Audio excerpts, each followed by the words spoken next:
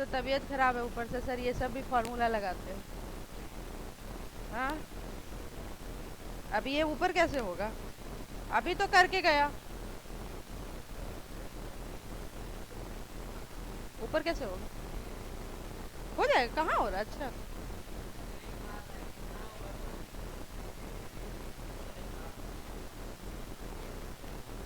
चलो हो गया, हो गया। अपना दही कोई खट्टा बोलता है? तुम लोग क्यों बोलते हो? किससे? ये ठीक है, पेन से होने का है, कुछ सिस्टम भी होता है, हाथ से नहीं ले रहा है। चलो ठीक है। ये भी एक तरीका बढ़िया है, किताब ना भी हो तो यहाँ मिलेगा, दिखेगा भी सब कुछ। तुम लोग को वैली ऑफ द किंग्स यहाँ दिख रहा था, देखो, दिखा था? कहाँ पेन बोला था? यहाँ से मार्क। ठीक है, ये रहा वैली ऑफ द किंग। ठीक है, और उसके बाद देखो ये पूरा का पूरा इजिप्ट है तुम्हारा, इसी के बारे में तुम लोग पढ़ रहे हो, और बात बाकी जानने का जरूरत नहीं है।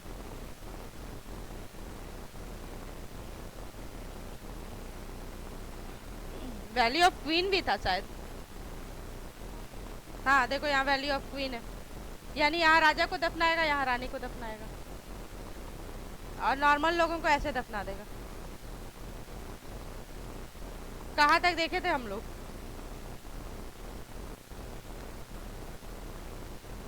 हम्म,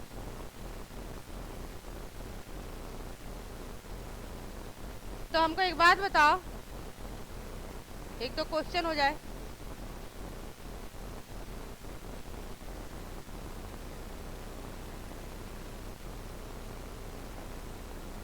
बस यही देख रहे थे। तो तुम लोग बताए थे कि हम एमएन होटेप थर्ड, नाम भी देखो यहाँ दिया हुआ है ना, ये टूट के फादर थे या फिर ग्रैंडफादर थे, दोनों बात बोल दिया, कंफ्यूज कर रहा है।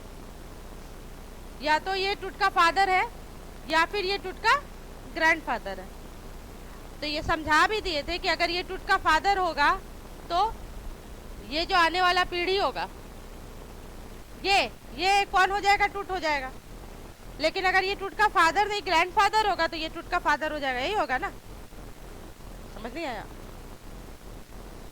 अगर ये नाम देखो, यहाँ नाम देखो बढ़िया से, एमएन होटेप थर्ड, देखो यहाँ पे बोल रहा है टूट फादर और ग्रैंडफादर, एंड लगा देगा तो बात अलग है।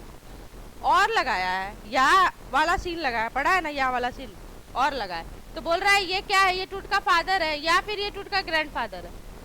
इसके बाद एक रूलर आया है एमएन होटेप फोर, तो अगर ये टूट का फादर था तो ये टूट है, या रीजनिंग बन रहा है, और अगर ये टूट का ग्रैंडफादर था तो ये टूट का फादर है। यही तो बात है, और कुछ है क्या? समझ आया? आगे देखते हैं।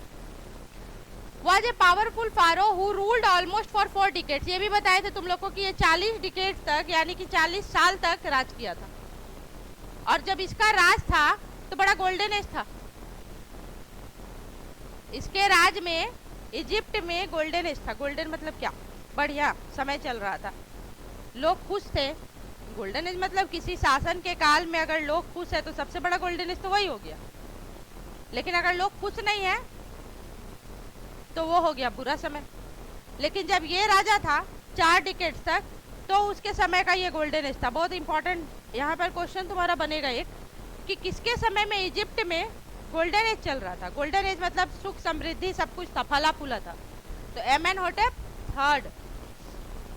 लेकिन याद रखना कि उसका जो बेटा था Amenhotep four succeeded him and initiated one of the strangest period.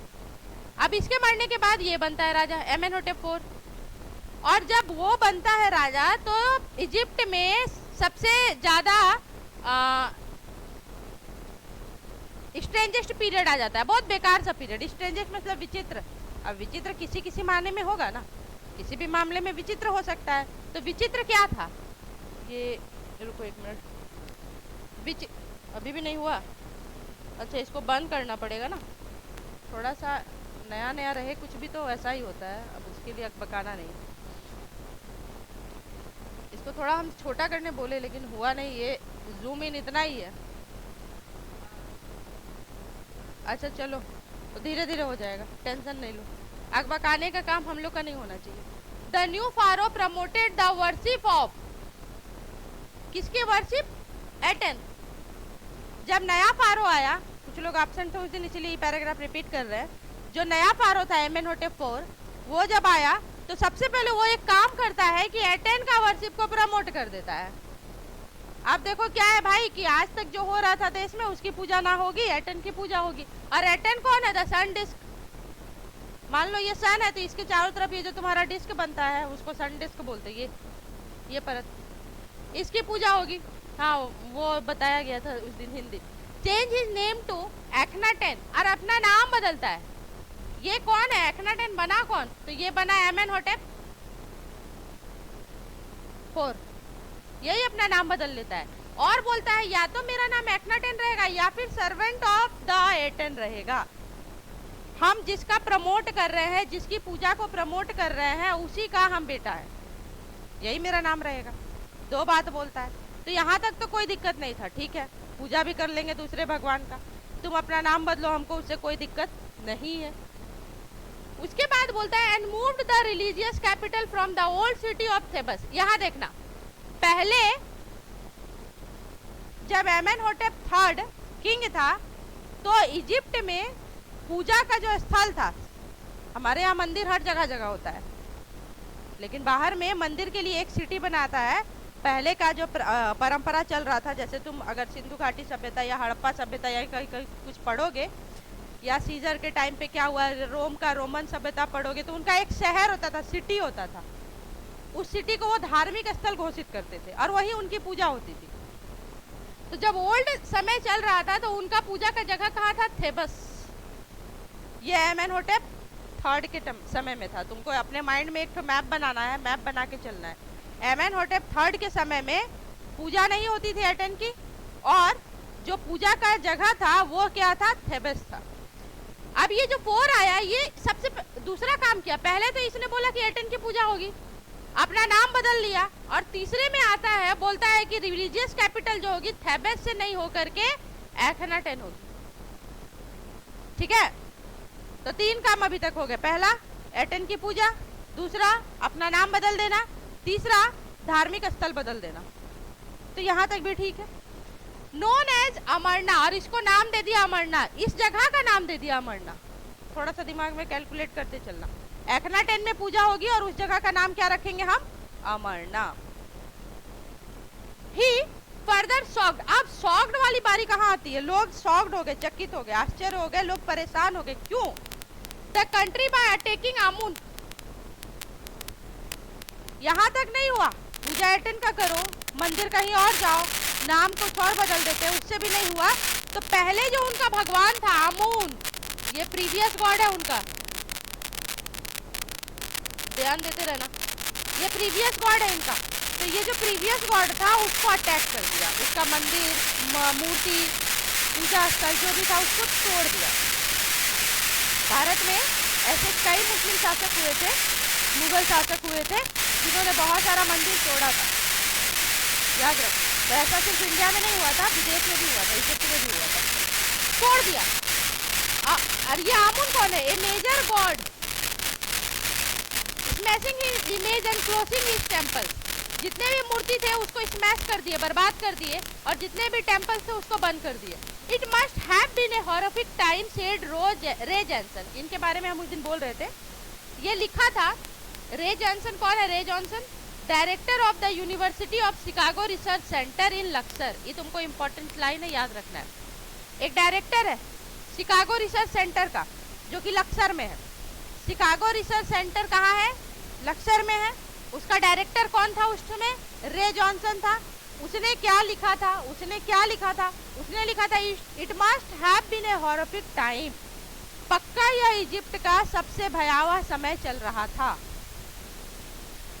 इसके पहले गोल्डन एज चल रहा था, लेकिन जैसे ही वो एज खत्म होता है, दूसरा किंग आता है, तो उस टाइम पे एक हॉरिफिक टाइम चल रहा था, क्योंकि उसने ऐसा काम ही कर दिया।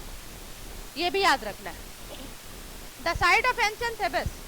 अच्छा देखते हैं, the family that had ruled for centuries was coming to an end and then Akhenaten went to little wacky. अब कोई राजा है जो शुरू में बहुत अत्याचार करना शुरू करता है, निसंदेह कोई बिना डाउट का तुम याद रखोगे कि वो वाला समय जो है वो धीरे धीरे क्या होगा, अति का अंत होता है, ये हम बताए थे। कुछ भी ज्यादा होगा, अत्यधिक होगा तो समझ लेना कि अंत होने वाला है। पूरा रात में सबसे ज्यादा काला रात, सबसे ज्यादा भयावह रात कब होता है? 2-3 के समय। पूरा रात जो होता है, रात कितने बजे से हो गया तुम्हारा? 7 बजे से अप्रोक्स रात हो गया। तुम 7 बजे भी बाहर निकल जाओ, कोई टेंशन नहीं है, ठीक ही लगेगा। 8, 10, 11, 12 ठीक लगेगा आराम से। लेकिन जैसे ही 2 और 3 का समय होता है, रात बहुत भयावह लगता है, अजीब लगता है। क्यों? क्योंकि वो रात का सबसे ऐसा समय है जो अंत होने वाला है, 4 बजे सुबह होने वाला है। इसीलिए बोला जाता है कि कुछ भी हो, अति का अंत हो जाता है। जब अत्यधिक कुछ चीज होगा उसका अंत होगा ही होगा। तो जब ये उनका जो समय एंड होने लगा तो यही तुम्हारा एक्नाटेन वैकी हो गया। वैकी मतलब होता है मैड, थोड़ा सा उसका दिमाग खराब हो गया, पागल हो गया। एक्नाटेन जो था, एक्नाटेन है कौन? एमेनहोटेप IV। जब उसका शासन काल बहुत अच्छा नहीं चल रहा था, जब उसने हर संभव प्रयास कर लिया, हर कुछ कर लिया, एनीथिंग पॉसिबल जितना हो सकता है उतने कर लिए, उसके बाद उसका जो समय था लास्ट होने लगा तो वो थोड़ा सा वैकी हो गया। वैकी मतलब बीइंग मैड, थोड़ा सा उसका दिमाग कम काम करना लगा। तो यहाँ तक तो हम देख लेते हैं। फिर बोलता है आफ्टर एक्नाटेन्स डेथ, अब इसकी मृत्यु भी हो गई। ए मिस्टीरियस रूलर नेम्ड समन खारे। अब ये तुम थोड़ा नाम को कंफ्यूज मत करना, इसका एक चार्ट बना लेगा और याद रह जाएगा तुमको कि कैसे कौन कौन राजा। एक मिस्टीरियस, मिस्टीरियस मतलब होता है रहस्यमय, कहाँ से आया, किसका वंशज था, कौन था, किधर तक रहा, इसका किसी को पता नहीं था। लेकिन इतना पता था कि वो किंग का डायनेस्टी से तो नहीं है, राजा का वंशज नहीं है। तो ऐसा कैसे हो सकता है कि राजा का वंशज नहीं है फिर भी वो राजा बन गया? ऐसा तुम पॉसिबल हो सकता है? बताओ। हो सकता है, बिल्कुल हो सकता है। अब तुम सोचो, इसके समय में जनता खुश नहीं, इसके समय में खुदे पागल हो गया लास्ट में। हो सकता है कि कोई एक बाहर से आया हुआ रूलर इसको मारा हो, हराया हो और शासन कब्जा किया हो सकता है इसका मंत्री हो, वो हरा के बंदी बना के शासन कब्जा किया हो। यही होता है। बाहर से जब भी कोई रूलर बन जाएगा, हमारे वंशज का नहीं, बाहर से आकर के, तो वो सिर्फ और सिर्फ तभी आता है जब आक्रमण करता है, जब उस जगह पर वो वॉर करता है और जीत लेता है। ऐसा बार बार होता है कि कोई अदर से, जैसे चल रहा है, मुगल डायनेस्टी की बात करो, वो चल रहा है, बाहर से कोई आएगा और वो लड़ाई करके हरा देगा उस किंग को, बन जाएगा। फिर अब ये जो हार चुका है, इसका बेटा आएगा वापस, बोलेगा नहीं मेरे पिताजी के बाद तो मेरा बनना था, अब ये लड़ेगा, फिर उसको हटाएगा, फिर वंशज चलने लगेगा, फिर डायनेस्टी चलने लगेगा। ऐसा होता है। तो यही बोल रहा है कि एक मिस्टीरियस रूलर आया जिसका कुछ पता नहीं कहां से आया है और उसका नाम था समन खरे। ठीक है। Appeared briefly and existed with hardly A trace. अरे थोड़े समय के लिए वो आया, ब्रीफली, बहुत कम समय के लिए, और पता नहीं एग्जिस्टेड हो गया, उसका शासन भी ज्यादा नहीं चला और वो एक्सीटेड हो गया, निकल लिया उसका भी। एंड देन, और उसके बाद ए वेरी यंग टुटन खातेन, यही हमारा हीरो है, और उसके बाद एक बहुत ही यंग किंग आया, टुटन खातेन, टुक द थ्रोन, उसने राजगद्दी संभाली, किंग टुट, और उसका नाम हम लोग रख दिए टुट। किंग टुट इज वाइडली नोन टुडे, और आज के समय में यही टुटन खातेन को हम लोग क्या नाम से पढ़ रहे हैं? टुट। और जो तुम्हारा चैप्टर है ये इसी के बारे में है, इसी टुट के बारे में है। समझ आया कि नहीं समझ आया? अभी तक आएगा, धीरे धीरे आएगा। इसमें थोड़ा सा वही है ना, हिस्ट्री भी है और थोड़ा सा। तो ये हम लोग कितने राजा के बारे में पढ़ लिया, ऐसे दिमाग में चलाते रहो। एमेनहोटेप 4 से शुरू किए थे, एमेनहोटेप 4, ठीक है, हाँ 3 से शुरू किए थे, 3, उसके बाद एमेनहोटेप 4, उसके बाद समन खरे, और उसके बाद किंग।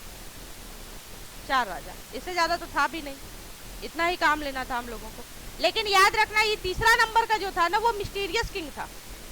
मिस्टीरियस इसलिए था क्योंकि उसके बारे में किसी को कुछ पता नहीं था, वो इस पीढ़ी से बिलोंग नहीं करता था। अगर बिलोंग करता तो उसका नाम कुछ ऐसा ही होता, टुटेन विटेन एमन हटन ऐसा ही करके, बस उसका तो नाम ही अलग था। पर वो आया थोड़े टाइम के लिए, बहुत ब्रीफली टाइम के लिए उसने अपना काम किया और फिर वो उसका समय खत्म हो गया। और तभी हमारा किंग टूट जो हमारा हीरो था वो बनता है राजा, जिसको आज हम लोग क्या जानते हैं, किंग टूट के नाम से जानते हैं। The boy king soon changed his name to टूटन खामुन।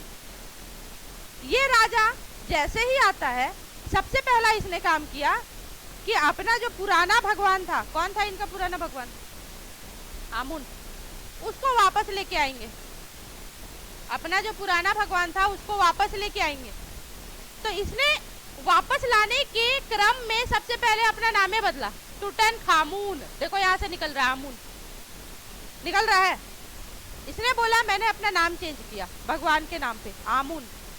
आमुन में ये टूटन मिला दिया, टूटन खामुन। वैसे नाम इसका ये था टूटन खातुन। लिविंग इमेज ऑफ आमुन, ये बोला कि मैं आमुन का लिविंग इमेज हूं। ये इंपॉर्टेंट तुम्हारे लिए रहेगा। मैं कौन हूं, आमुन गॉड का लिविंग इमेज हूं, भगवान का जीता जागता अवतार हूं। मैं आमुन को प्रमोट करूंगा। अभी तक जो कंट्री में आटेन को पूजा की जा रही है, आटेन यानी कि कौन लाया था वो, एमेनहोटेप IV लाया था and over saw a restoration of the old which. Restoration का मतलब क्या होता है, रिस्टोर करना, याद रखना। रिस्टोर करना यानी जो सामान बिखर गया है, जो इधर उधर हो गया है, उसको वापस से इकट्ठा करना, स्टोर करना। ये बोला कि हम आ गए हैं ना, अब कोई दिक्कत नहीं है। जो जो बिगड़ा है देश में उसको हम क्या करेंगे, वापस से इकट्ठा करेंगे। जैसे मेरे बाप दादा चलाते आ रहे थे उस चीज को हम वैसे चलाएंगे। बीच में एक आध ऐसा हो जाता है जो अपने पावर में आ करके दिमाग उसका खराब हो जाता है, वो कुछ नया काम करने लगता है। पर ये आया, बोला नहीं हम रिस्टोर करेंगे, और वो भी पुराने तरीकों को। He reigned for about 9 years. वो 9 साल तक लगभग शासन किया। ये भी इंपॉर्टेंट है, हमारा किंग टूट 9 साल तक शासन किया था। जैसे ही राजगद्दी संभाला उसका 9 साल तक शासन काल हम लोगों को देखने को मिलता है। उसके बाद क्या हुआ, एंड देन डाइड अनएक्सपेक्टेडली। यही वाली मिस्ट्री हमें समझ नहीं आई। 9 साल उसका शासन अच्छा से चल रहा था, लोग खुश थे, जनता खुश थी, गॉड को प्रमोट किया पुराना वाला, सारे पुराने तरीकों को उसने वापस से ले आया अपने देश में। लेकिन सडनली बिना किसी संदेह का, बिना किसी सोच का, बिना किसी प्लानिंग का मर गया। ना बुखार, ना सर्दी, ना खांसी, मर गया। अनएक्सपेक्टेडली का मतलब होता है एक्सपेक्ट नहीं किए। Regardless his fame and speculation about his fate, वह इतना फेम था, फेमस था, मशहूर था। 9 साल में ही वो जनता के दिल पे राज कर रहा था, बहुत फेमस था, लोग बहुत खुश थे उससे। उसका तुम पढ़ोगे, किंग टूट की हिस्ट्री पढ़ोगे स्पेशल जा करके, तो वो 9 साल में जितने भी उसने काम किए थे और इजिप्ट की जनता जितनी खुश थी वो तुम्हें दिखेगा। And the speculation about his faith, speculation मतलब होता है संदेह, डाउट। उसकी किस्मत के बारे में जो डाउट हुआ, मरा कैसे। जब बहुत फेमस है तो 3-4 रीजन हो सकता है, कोई शत्रु मार दिया, कोई एनिमी आके मार दिया हो, कोई खाने में जहर दे दिया हो, कोई वॉर में मार दिया हो, anything can be possible. History में कुछ भी होता है और यही होता है, किसी की भी हिस्ट्री पढ़ना यही सब होता है। कोई राजा अगर फेमस हो रहा है then there will be someone जो कि उसको हराएगा या मारेगा। Tut is one mummy among many in Egypt. अच्छा, इजिप्ट में मम्मी बनाने की परंपरा चल रही थी, ये तुमको पहले ही बताया है। इजिप्ट के लोगों का विश्वास था, दे बिलीव कि लाइफ आफ्टर डेथ पॉसिबल है, मृत्यु के बाद भी समय है लाइफ का।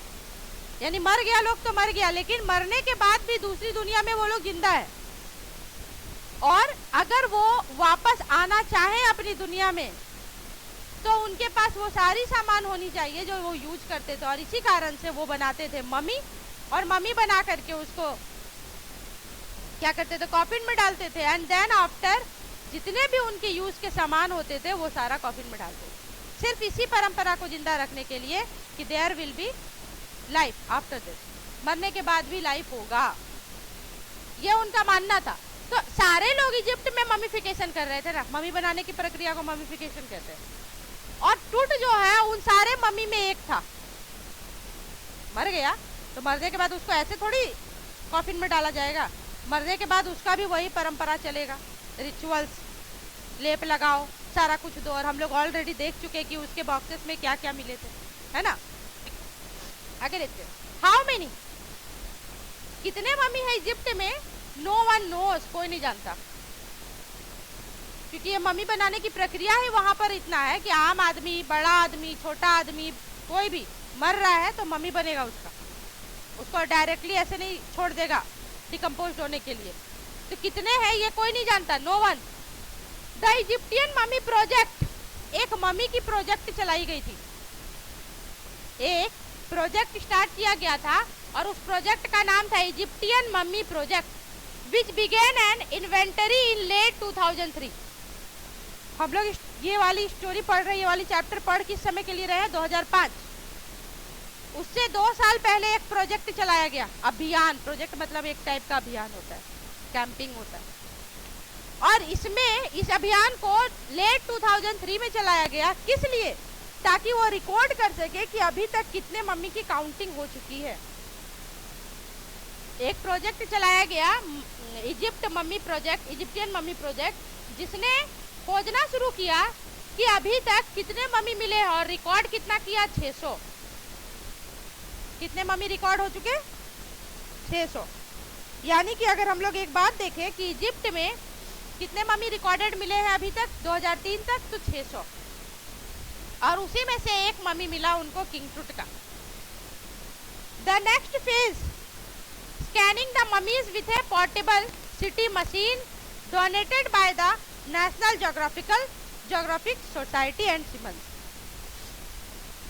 अब इतनी मम्मी मिल रही है तो लोगों के मन में एक संदेह आया।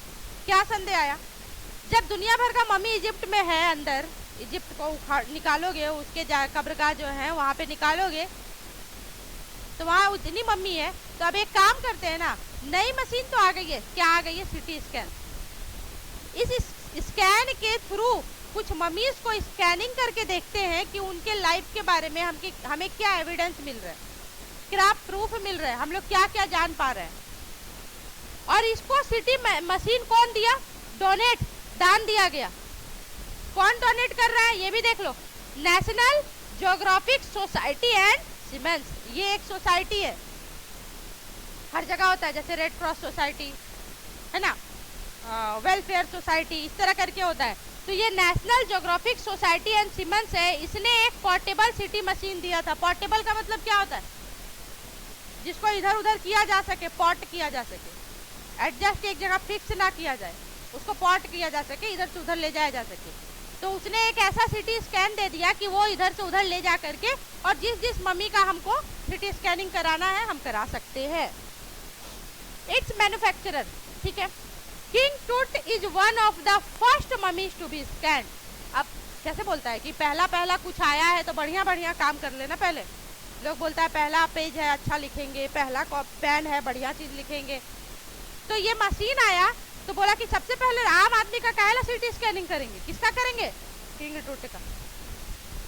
किंग टूट की मम्मी फर्स्ट बनी जिसकी स्कैनिंग होनी थी, उसके बाद आम जनता का करेंगे। पहले इजिप्ट का सबसे अच्छा राजा जो था किंग टूट, बहुत फेमस था, उसकी स्कैनिंग कर लेते हैं, क्योंकि हमारे पास मशीन जो है वो कैसा है, नया है। मशीन को दान किसने दिया, National Geographical Society and Siemens. ये याद रखोगे, बहुत कुछ है इसमें। बोले ना डाटा वाला जो चैप्टर होता है उसमें बहुत कुछ मिल जाता है और दिमाग में कम एडजस्ट होता है। हाँ, in death as in life moving regally ahead of his countryman. मरने के बाद जिंदगी में वो अपनी कंट्रीमैन, अपने लोगों के साथ किस तरह का था, ये सारा चीज जानने के लिए हमको किंग टूट की मम्मी की सबसे पहले सिटी स्कैनिंग करनी होगी। ऐसा लोगों ने डिसाइड किया जिनके भी अथॉरिटी में वो मशीन आया था। अब देखते हैं सिटी स्कैनिंग क्या करता है। ये सिटी मशीन स्कैनिंग तो देखे होगे, एक पेपर का स्कैनिंग कराते होगे ना। स्कैनिंग के प्रोसेस में होते क्या है, वो वाला स्कैनिंग देखा है? आम डालो और आम का चॉकलेट निकलेगा, नहीं देखा है? कच्चा मैंगो, कच्चा आम डालना, उधर से कच्चा मैंगो बाइट निकलेगा। तो वो वाली स्कैनिंग याद कर लो। तो बोल रहा है कि एक सिटी मशीन स्कैन करेगा मम्मी को हेड टू टो, हेड से लेकर के टो तक। ये मेरा टो बन गया, ये मेरा हेड बन गया, ये टुटका मम्मी बन गया। ऊपर से नीचे तक, यहाँ से वहां तक की स्कैनिंग होगी पहले। क्रिएटिंग 1700 डिजिटल एक्सरे इमेजेस, फिर ये इंपॉर्टेंट है, 1700 डिजिटल इमेजेस को क्रिएट किया जाएगा। एक तरह से कहो कि 1700 डिजिटल फोटोज क्लिक किए जाएंगे। इमेज मतलब क्या होता है? फोटो, और वो डिजिटल होगा, यानी जैसे ही बॉडी को अंदर डाला जाएगा मशीन में, टोटल अबाउट 1700 एक्सरेज इमेज आएंगे इन क्रॉस सेक्शन। अभी क्रॉस सेक्शन याद रखना, तुम मशीन ऐसे ऐसे वाले लोफ देखे होगे ना, ब्रेड को, ब्रेड हम क्या बोले थे, ब्रेड को स्लाइसेस को अरेंज करोगे तुमको समझ आ जाएगा, तो तुम ये देखे होगे, बट वो ऐसे क्रॉस सेक्शन में आएगा। अच्छा, ये क्रॉस सेक्शन करने का बाद क्यों ऐसा उठा? ताकि 3D इमेज क्रिएट किया जा सके, आदमी के जैसा इमेज क्रिएट किया जा सके। उसके ऐसे दोनों हाथ दिखेंगे, सर दिखेगा, पैर दिखेगा, बैक दिखेगा, एवरीथिंग दिखेगा तुमको। ये नहीं कि सिर्फ वो लंबा और चौड़ा दिखेगा, समझे? 3D इमेज का मतलब क्या होता है?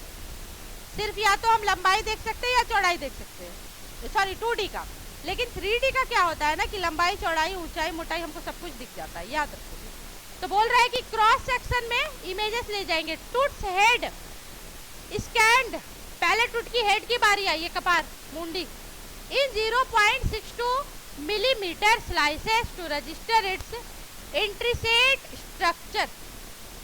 अब देखते हैं, किंग टूट की पहले मम्मी के सर को डाला गया। जब सर को डाला गया, कौन गप कर रहे हो? हुआ टॉकिंग, काय के लिए टॉक करते हो, बात करते हो? एक तो ऐसा मतलब सब टॉपिक है तुम्हारे पास जिसको समझने के लिए you have your concentrate mind. दूसरी बात, तुम्हारी टीचर जो है वो उस हालत में नहीं है कि बहुत ज़्यादा बोल सके, फिर भी क्लास ले रहे हैं। अब हम मानते हैं कि तुम लोग को इससे कोई फ़र्क नहीं पड़ेगा, वो तुम लोग सोचोगे मत लेते। ऐसा भी होता है बच्चा मेरे पास, वो बोल देता है कि नहीं लेते, बोला गया है, तुम लोग अभी तक नहीं बोले हो, उससे पहले बोल देता है टीचर को मत लेते, तो वो अलग बात है। लेकिन अगर कुछ बता रहे हैं वो भी इतना फैसिलिटी के साथ, तुमको किताबों नहीं देखना है, जो जो इम्पोर्टेंट यहाँ बता रहे बस उसको टिक मार लो, फिर आने वाला टाइम पे इसको हम करवाएंगे भी, तो कम से कम सुनो तो। सीखने का पहला सीढ़ी क्या होता है? सुनना। देखे हो कटकी सबको, 1.5 साल का, 2-2 साल का, तुम उसको बैठाना और बोलना कर्पूर गौरम सुना, जो तो तुमको नहीं याद होगा ना उसको कटकी को याद होगा। क्यों? मम्मी फैशनेबल, पापा फैशनेबल आजकल का, बच्चा को लगा के मोबाइल में देता है कर्पूर गौरम, बच्चा सुनता है खाली, और सुन के उसको याद है। हमारे टाइम में क्या, हमारे टाइम में कोई बोल दे तो भजन कीर्तन याद ही नहीं है, क्योंकि हम लोग सुने ही नहीं है जल्दी। मोबाइल तो दूर की बात है, मिलता ही नहीं था।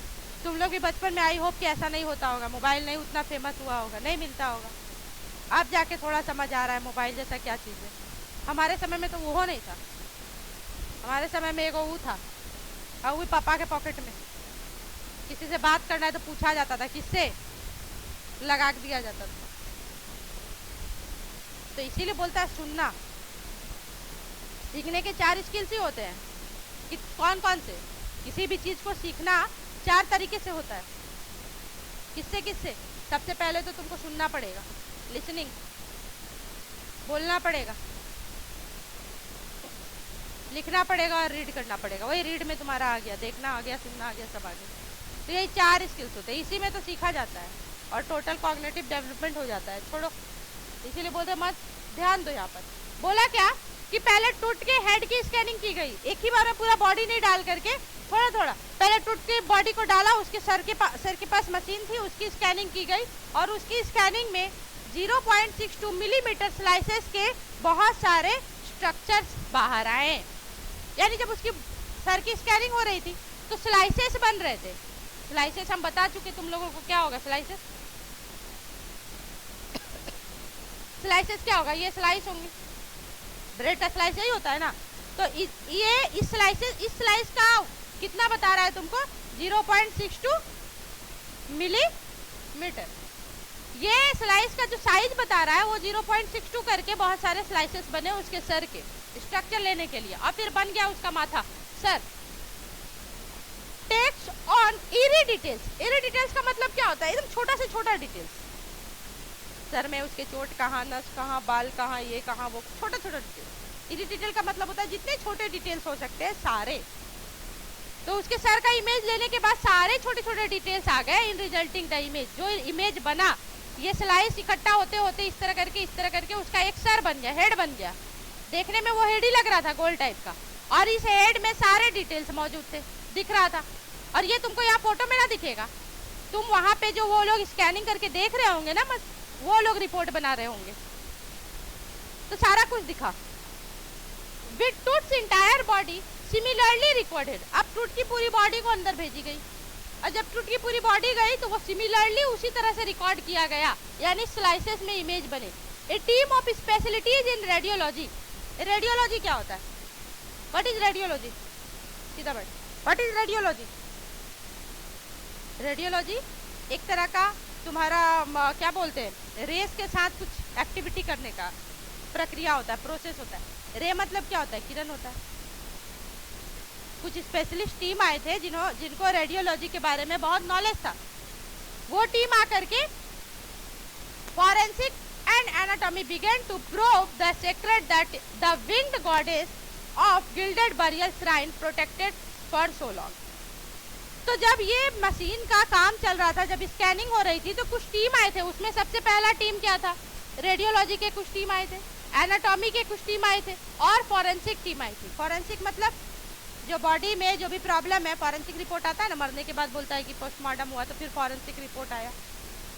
रेडियोलॉजी वाले लोग आ गए, एनाटॉमी के लोग आ गए जो पूरे बॉडी को पढ़ सकते थे, रीड कर सकते थे, समझ सकते थे कहाँ पे क्या हुआ था। तो ये सारा प्रोसेस होने के बाद ये लोग सारे सीक्रेट्स का पता करना शुरू कर दिए, आखिर बॉडी के साथ हुआ क्या था। और बता रहा है, at the winged goddess of gilded burial shrine protected for so long. और उस टूट का जो आज से कितने साल से उसको वहां के देवता, गॉड, गॉडेस, सारे लोग प्रोटेक्ट कर रहे हैं। अंदर में भी प्रोटेक्ट किया जा रहा है। मान्यता है कि भाई अंदर में वो रेस्ट इन पीस है, भगवान का दया है उस पर, वो प्रोटेक्टेड हो रहा है। लेकिन आज उसका क्या किया जा रहा है? आज उसका इमेज का पता लगाया जा रहा है, देखा जा रहा है। आगे बढ़ते हैं। अब देखना, नाइट, उस रात जिस दिन स्कैनिंग होनी है उस दिन के बारे में सुन लो। The night of the scan, जिस दिन स्कैनिंग हो रही है उस दिन क्या क्या हुआ? आज रात को स्कैनिंग होनी है। तुमको पहले ही बताए थे कि किंग ट्रूथ की बॉडी को खाली निकाला जा रहा था, तो बहुत ज्यादा वहां पे हवा, आंधी, धूल, सब क्या हो रहा था। हमको एक बात समझ में नहीं आता है, तुम लोग इतना रिलैक्स मूड में बैठते ही क्यों हो? पढ़ने वाला बच्चा कभी रिलैक्स नहीं बैठना चाहिए, उसका माइंड के साथ साथ उसका बॉडी भी एक्टिव होना चाहिए। सीधा बैठो, स्ट्रेट, प्रॉपर, अपने मैरोफोन को सीधा रखो। वर्कमैन कैरीड टूट फ्रॉम द टॉम्ब। अब ये टॉम्ब है, यहाँ टूट का टॉम्ब है। अब यहाँ से टूट की कॉफिन को निकाली जा रही है, जो कॉफिन 3 परत में, थोड़ा रिवीजन भी हो जाए। कॉफिन को निकाली गई तो कुछ लोग आए थे, वर्कमैन, टूट की टॉम्ब से उसकी बॉक्स को निकालते हैं। पहले तो कब्र को कोड़ा गया, उसके बाद उसके बॉक्स को निकाला गया। Like pall bearers, they climbed a ramp and flight of stairs into the swirling। एक मशीन देखे हो, देखा ही होगा, नीचे से कुछ ऐसे जकड़ के ऊपर ले जाता है, बहुत ऊपर लिफ्ट करवाता है, एक मशीन होता है वो, ठीक है। तो इन लोगों को जो मशीन मिला था सिटी स्कैन वाला, वो पोर्टेबल था। तो याद रखना कि जब ये लोग वर्कमैन लोग उसके कॉफिन को निकालते हैं तो वो एक पैलर बियरर के साथ लगाते हैं, पैलर बियरर उसको बोलते हैं। यानी वो क्या करेगा, उठाएगा और उसको ऊपर ले जाएगा, क्योंकि स्कैनिंग मशीन ऊपर लगाई गई थी, उसको जमीन पे नहीं लगाया गया था। जमीन पे नहीं लगाने का रीजन भी पूछा गया था एक बार। सिटी स्कैन की जो मशीन थी उसको जमीन पे नहीं लगाया गया था, वाई सो? बता सकते हो कोई? नहीं।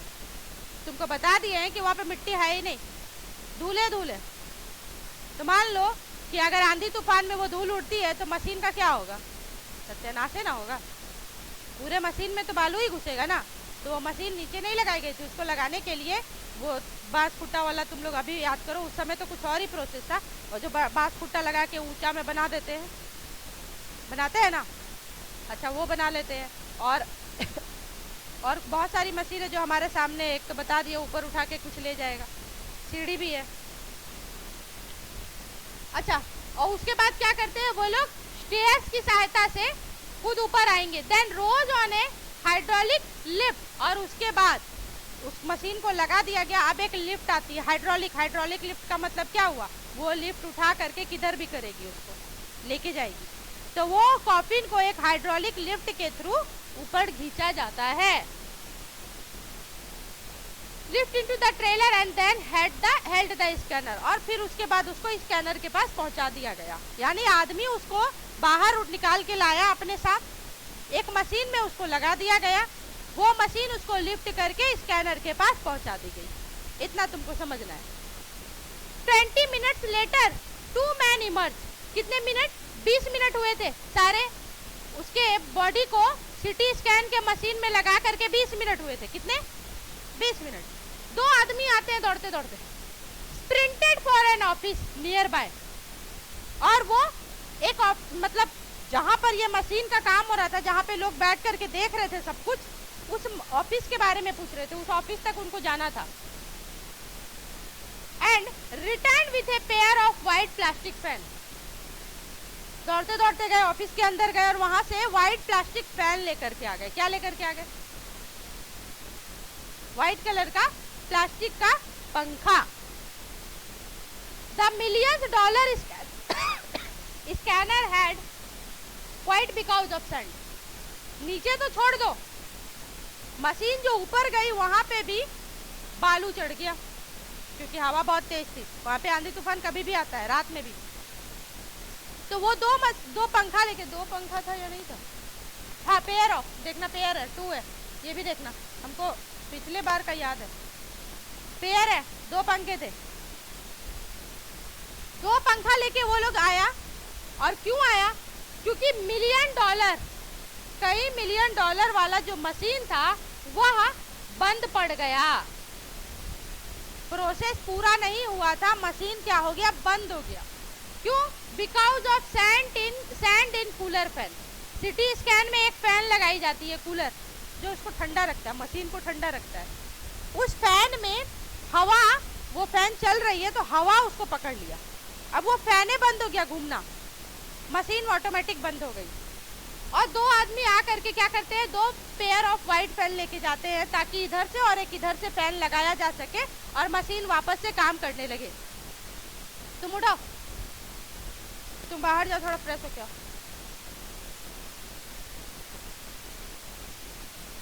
कर्स of the pharaoh joke the guard nervously. ये याद रखना है, एक गार्ड जो बैठा हुआ है, सारा प्रोसेस हो रहा है, गार्ड बाहर बैठा हुआ है। गार्ड लोगों को क्या ही बुद्धि, क्या बोला? फारो का श्राप लगा। फारो यहाँ कौन है? टूट। बोलता है टूट का श्राप लग गया। और करो ना टूट के साथ छेड़छाड़। सुता हुआ है, उठा दिया तुम लोग, मशीन चलाएगा उसके ऊपर, उसका श्राप लगा, मशीन बंद हो गया। अब देखना सबको खा जाएगा। ऐसा कुछ वो बोल रहा है, ऐसा ही बोला जाता है ना, हम लोग वही करते हैं। वो जोक दे गार्ड नर्वसली, बड़ा नर्वस होके बोला, ये था कुछ नहीं हुआ, मशीन तशीन खराब नहीं हुआ, ये फारो जो था उसका श्राप लग गया है, अब कुछ नहीं हो सकता।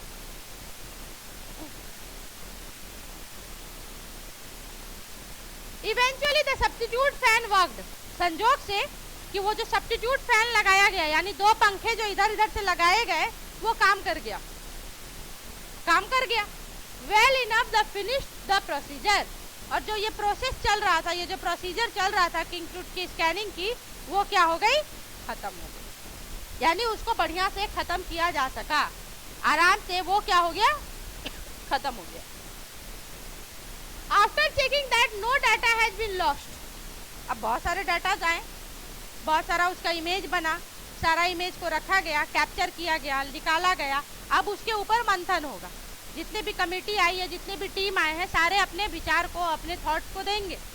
तो सब कुछ लोगों ने चेक कर लिया कि कोई भी डाटा लॉस्ट नहीं है, यानी टूट का कुछ भी खोया नहीं है। किसी भी चीज को हम लोग देख पा रहे हैं तो टूट के सारे चीज प्रॉपर वे में है।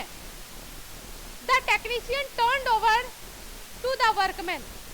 अब टेक्नीशियन जो थे, जो मशीन को अरेंज कर रहे थे, जो चला रहे थे, वो वर्कमैन को बोलते हैं, who carried him back to his tomb, कि अब इसका काम हो गया, इस मम्मी को उठा करके लेके वापस से जाने का और इसके टॉम्ब में डाल देने का। उसको क्या करेगा? उसको घर लेके थोड़ी जाएगा, वो तो मम्मी है, मरा हुआ आदमी। तो जब सब काम हो गया तो वर्कमैन को बुलाया गया और वर्कमैन को बोला गया कि अब एक काम करो, इसको लेके जाओ और वापस जहाँ से इसको निकाले थे वहीं पे जाके दफन कर दो। तो ये दो काम हो गया। Less than 3 hours after he was removed from his coffin, कम से कम 3 घंटे के आसपास समय लगे थे उसकी कॉफिन से उसको बाहर रखने के लिए। जितना हमारा प्रोसेस जो चल रहा था ना, ये भी पूछ सकता है PROCES प्रोसेस, ये कितने टाइम में चले? लेस देन 3 आवर्स, ये तुमको याद रखना है। 3 घंटे नहीं, 3 घंटे से कुछ कम। तो टूट की कॉफिन से टूट को बाहर निकाल के ये जो स्कैनिंग की पूरी प्रोसेस हुई ना, वो कितने घंटे की हुई? लगभग 3 घंटे की हुई, 3 घंटे से कम हुई। The pharaoh again rested in peace where the funerary persisted and laid him so long ago. वापस से किंग टूट को अपने जगह पर दफना दिया गया और जहाँ पर प्रीस्ट को पहले से ही रखा गया था, पुजारी को, भाई मम्मी को उठा करके छेड़छाड़ करेंगे, इसको वापस से सुलाएंगे, थोड़ा मंत्र उतर पढ़ देना।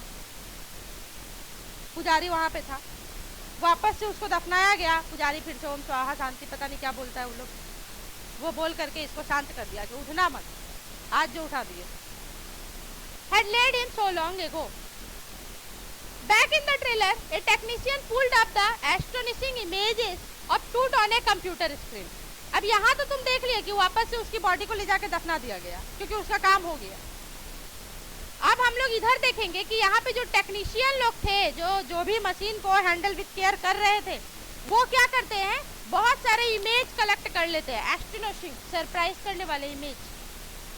अब सरप्राइज करने वाले इमेज क्यों हो गए? उस टाइम पे सिटी स्कैनिंग आई हुई है और लोगों को सडनली एक इमेज, आदमी के जैसा इमेज मिलता है, लोग तो सरप्राइज होंगे, वाह क्या मशीन है, मरा हुआ आदमी का भी इमेज आ गया, फोटो फाटो आ गया। अभी तो बहुत इजी लगता है, अभी बोलेंगे हम लोग, अरे मेरा स्कैनिंग होना था, बहुत इजी लगता है। हाँ स्कैनिंग क्या होगा, फोटो निकालेगा। लेकिन जब ये स्कैनर आया हुआ था तभी बहुत बड़ा बात था। मर जाने के बाद कुछ भी पहले तुम पूरे के पूरी बॉडी की इमेज निकाल लो। A grey head took shape from a scattering of pixels and then technician spun a title in every direction. एक ग्रे कलर का इमेज बनता है। अच्छा, ये जो सिटी स्कैनिंग होती है उसमें जो इमेज बनता है ये ग्रे कलर का बनेगा, कलरफुल इमेज नहीं बनेगा भाई, याद रखना। ब्लैक एंड व्हाइट भी नहीं है, वो ग्रे इमेज बनेगा, थोड़ा ग्रे ग्रे टाइप का। तो एक ग्रे इमेज बनता है जिसमें बहुत पिक्सल्स क्या होता है अब तुम लोग बता सकते हो? What is pixel? अरे कैमरा, फोन खरीदते हो आजकल जा करके यही देखते हो ना, कैमरा का क्या पिक्सल है, मेगा पिक्सल है उससे, मतलब पिक्चर की क्वालिटी ढंग की आती है बढ़िया पिक्सल रहने से। सीधा बैठो दीदी, अब चिल्लाएंगे हम माइक में भी। हाँ वही and technician spun a tilted का मतलब होता है घूमता हुआ, टिल्ट कर रहा है चारों तरफ। ये जो मुंडी बनेगा ना, ये सिर्फ नहीं दिखेगा, ये पीछे दिखेगा, इधर दिखेगा, इधर, वो टिल्ट कर रहा है, घूम रहा है। टिल्टेड इमेज उसका ले लेता है और वो भी चारों डायरेक्शन से। Neck vertebrae appeared as clearly as in the anatomy class. कोई भी नीट अगर क्वालिफाई करोगे, किसी का भी फ्यूचर अगर तुम्हारा है डॉक्टर बनना, मेडिसिन पढ़ना, तो तुमको एनाटॉमी की क्लास में ले जाया जाएगा और उस क्लास में जाने के बाद तुमको बॉडी के स्ट्रक्चर की पूरी जानकारी दी गई। ऑलमोस्ट एवरी नर्स, जितने भी तुम्हारे वेन है, जितने भी तुम्हारे बोन्स है, जहाँ जो है वो दी जाएगी। तो बोल रहा है कि उसके एवरीथिंग ओवर ना, टाइम ओवर। चलो थोड़ा सा बाकी था I think. Give me the book.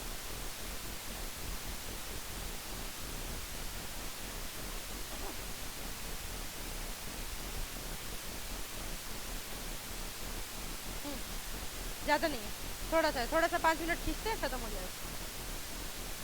ठीक है, तो neck vertebrae appeared as clearly as in anatomy class. Neck, गर्दन, ये एकदम क्लियर दिख रहा था जैसा कि एनाटॉमी की क्लास में दिखेगा। Other images revealed A hand, several view of rib cage and transaction of the skull, but for now pressure was of. जितना दबाव था स्कैनिंग के पहले, स्कैनिंग होने के बाद लोगों के मन से वो सारा दबाव निकल गया। स्कैनिंग से पहले लोग बाप रे किंग ट्रूथ का स्कैनिंग हो रहा है, बाप रे क्या हुआ होगा, क्या नहीं हुआ होगा, ये हुआ होगा, सारे जो भी अजम्पशंस लगाए जा रहे थे इसकी इमेज को देखने के बाद वो सारा प्रेशर कम हो गया। क्यों कम हो गया आगे देखते हैं हम लोग। But now the pressure of, sitting back in his chair, अपने कुर्सी पे बैठते हुए इस पूरे स्कैनिंग का काम करवा कौन रहा था, याद है किसी को? कौन कौन? जहीर अहमद। यही बंदा आया था जिसको टूट का स्कैनिंग करना था, मन कर रहा था। जरा सारा प्रोसेस होने के बाद जही हवस अपने चेयर पे बैठता है, रिलैक्स, स्माइल्ड, हंसता है, visibly relieved that nothing has gone seriously wrong, और उसके चेहरे को देख के लग रहा है कि कुछ भी गलत नहीं हुआ, सब कुछ निपट लिया। अब पूरे के पूरे शादी में, शादी पूरी अच्छे से निपट जाए, ये जिम्मेदारी किसकी? गार्जियन की सबसे ज्यादा। रिश्तेदार तो खाने आए हैं, नया कपड़ा लेके पहनने आए हैं, है ना। इनफैक्ट भाई बहन भी थोड़ा बहुत कम, गार्जियन, गार्जियन के नाम पे एनीवन हो सकता है, माँ बाप, दादा चाचा चाची, कोई भी जो भी इस चीज को मेनली ले रहा है, तो ये पूरा निपट जाए इसकी जिम्मेदारी उस गार्जियन की होती है। सेम ये पूरा प्रोसेस निपट जाए इसकी जिम्मेदारी उस डायरेक्टर की थी जिसका नाम था जय अमन। अब जब पूरा प्रोसेस हो गया तो वो रिलैक्स फील करता है कि भाई चलो सब हो गया, और स्माइल भी करता है कि बहुत सीरियस कुछ था नहीं। I didn't sleep last night not for a second he said, पिछली रात तो हम एक सेकंड के लिए भी नहीं सोए थे, जय हवस बोलता है, पूरी रात हम जगे हुए थे, बिना एक सेकंड हम सोए। I was so worried, but now I think I will go and sleep. हम बहुत वरीड थे, चिंतित थे, लेकिन अब मुझे लगता है कि मुझे जाके सो जाना चाहिए। क्यों जाके सो जाना चाहिए? By the time we left the trailer, descending metal stair to the sandy ground, the wind had stopped. Trailer, machine, सब कुछ नीचे लाया गया, खुद वो नीचे उतरा, और जितना भी आंधी तूफान चल रहा था वो बंद हो गया। The winter air lay cold like, still like death itself. और ठंड का मौसम है, विंटर है, वहाँ का जो एयर है, विंटर का जो एयर है, बहुत ठंड है, एकदम चिल्ड कर रहा है, बहुत ठंड लग रहा है, और एकदम शांत है। जैसे किसी के मरने के बाद घर में सन्नाटा है, इसी तरह वहाँ पर एकदम सब शांति से चल रहा है। In the valley of the departure, और ये सारी प्रोसेस हुई कहाँ थी? वही किंग ऑफ वैली में हुई थी, उसी घाटी में हुई थी। ऐसा नहीं घर लाया गया था उसकी टॉम्ब को, वहीं से निकाला गया, ऊपर चढ़ाया गया, सारा प्रोसेस किया गया, उसको नीचे ला करके वापस टॉम्ब में डाल दिया गया। Just above the entrance of Tut's tomb stood Orion. Just जैसे किंग टूट की टॉम्ब है, वहीं पर ओरियन दिखेगा तुमको। अब ओरियन क्या है? The constellation that ancient Egypt knew as the soul of Orisis. Constellation जानते हो? कॉन्स्टेलेशन जानते हो? तारों का समूह जानते हो? क्या बोलते हो उसको? कुछ बोलते ही, बहुत सारा तारा रहते हैं, उसको समूह को क्या बोलते हैं? नहीं, तारामंडल नहीं बोलते, हाँ वो सब कुछ एक और नाम है, याद नहीं आ रहा है, खैर छोड़ो। तो बोल रहा है कि ओरियन, ओरियन एक कॉन्स्टेलेशन है, यानी तारों का समूह है, जो नीचे टॉम्ब के सीधा ऊपर तुमको दिखेगा। और इजिप्ट लोगों का मानना था कि यह सोल ऑफ ओरिसिस, आत्माओं का देखभाल करने के लिए ऊपर से जो देवता रहते हैं वही है, गॉड ऑफ आफ्टर लाइफ। मरने के बाद जो भगवान ये लोग मानते हैं, इसी को ऊपर देखा जाता है, watching over the boy king. और ये ऊपर से इस बच्चे को, इस बॉय किंग को, इस हमारे यंग किंग को ऊपर से देख रहे हैं और उसकी केयर कर रहे हैं। तो तुम लोग फाइनली क्या देखे?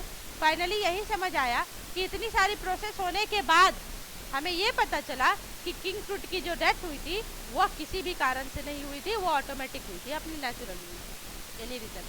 उसके साथ कोई बुरा चीज़ नहीं हुआ था, कुछ भी सीरियस नहीं हुआ था, सब कुछ सेम सेम था। उसकी सडनली डेथ हुई थी, एनी कारण से हुई थी।